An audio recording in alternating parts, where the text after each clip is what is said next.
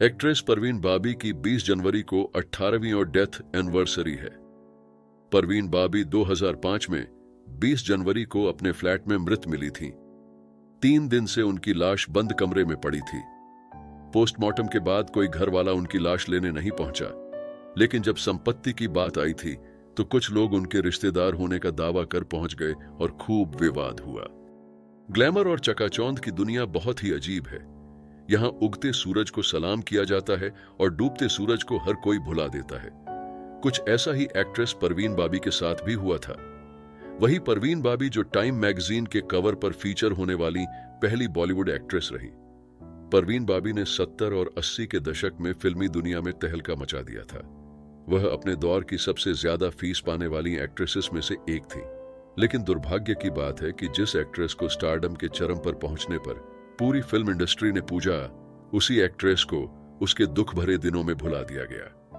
परवीन बाबी से उनके आखिरी दिनों में परिवार तो क्या बॉलीवुड ने भी दूरी बना ली थी। जिन्हें अपना समझा वो भी उनके साथ नहीं थे। परवीन बाबी की 20 जनवरी 2005 में मौत हो गई। तब वह 50 साल की थी। 20 जनवरी को परवीन बाबी की 18वीं डेथ एनिवर्सरी है। बताया जाता है कि परवीन बाबी डायबिटीज से पीड़ित थीं और उन्हें पैरानॉइड स्किज़ोफ्रेनिया नाम की बीमारी हुई थी।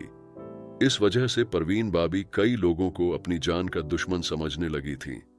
वह अमिताभ बच्चन और यहां तक कि प्रिंस चार्ल्स को भी इन्हीं नजरों से देखती थीं। उनका कहना था कि वो लोग उन्हें मार डालेंगे।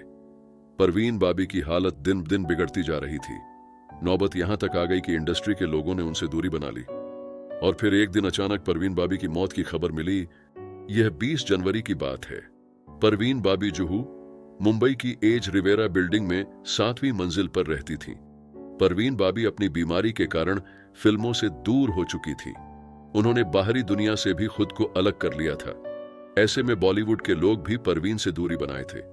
डायबिटीज और पैरानॉइड सिजोफ्रेनिया के कारण उनकी हालत बहुत खराब हो गई थी। परवीन बाबी की बिल्डिंग के मैनेजर ने जब देखा कि परवीन के फ्लैट के बाहर 3 दिन से दूध के पैकेट और न्यूज़पेपर इकट्ठे होते जा रहे हैं तो उसे शक हुआ। उसने तुरंत ही पुलिस को फोन कर दिया।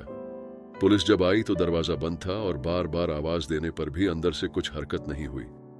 तब पुलिस ने दरवाजा तोड़ दिया और अंदर का जो नजारा था उसने हर किसी के होश उड़ा दिए। परवीन बाबी की बॉडी बिस्तर पर पड़ी थी। 3 दिन पहले ही उनकी मौत हो चुकी थी। पुलिस का कहना था कि परवीन बाबी की मौत नींद में हुई है। शरीर पर किसी जोर जबरदस्ती के निशान नहीं थे। ऐसे में किसी ने उनकी हत्या की हो इसकी गुंजाइश नहीं थी। लेकिन बताया जाता है कि जब पुलिस परवीन बाबी के फ्लैट पर पहुंची तो परवीन की बॉडी पहचाने जाने की स्थिति में नहीं थी। वह सड़ने लगी थी। परवीन बाबी की बिल्डिंग के आसपास भारी भीड़ जमा हो गई थी।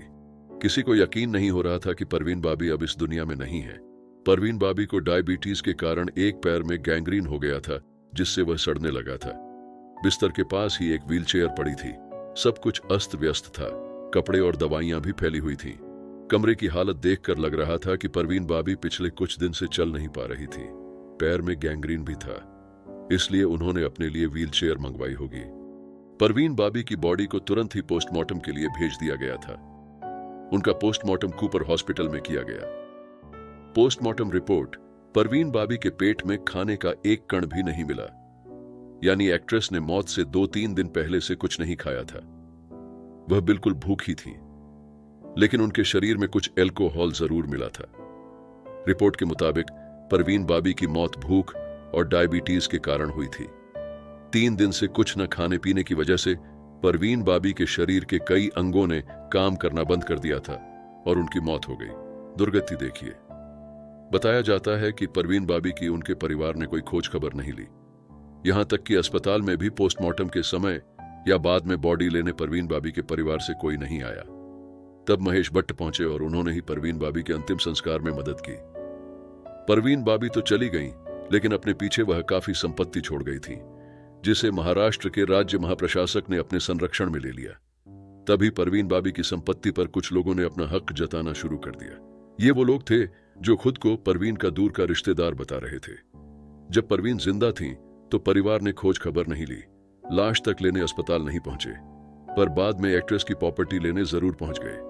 परवीन बाबी की संपत्ति पर विवाद बढ़ गया और यह मुंबई हाई कोर्ट तक चला गया। लेकिन बाद में कोर्ट ने एक्ट्रेस की संपत्ति पर फैसला सुनाया। फैसले के मुताबिक परवीन बाबी की संपत्ति के 3 हिस्से किए गए। 70% हिस्सा गरीबों के लिए, 20% हिस्सा परवीन के मामा मुराद खान बीबी को और 10% हिस्सा गरीब ईसाई बच्चों को दिया गया। परवीन बाबी जूनागढ़ की रहने वाली थीं। मुंबई के अलावा जूनागढ़ में भी परवीन बाबी की संपत्ति थी। परवीन बाबी ने अपनी वसीयत बनवा रखी थी। इसमें परवीन बाबी का जुहू स्थित रिवेरा अपार्टमेंट, जूनागढ़ में हवेली का सामान और ज्वेलरी शामिल थी। परवीन के बैंक अकाउंट्स में 20 लाख रुपए की राशि थी और उसे भी वसीयत का हिस्सा बनाया गया था। लेकिन वसीयत के मुताबिक परवीन बाबी की संपत्ति का इस्तेमाल एक ट्रस्ट बनाने के लिए किया गया ताकि गरीबों की मदद की जा सके।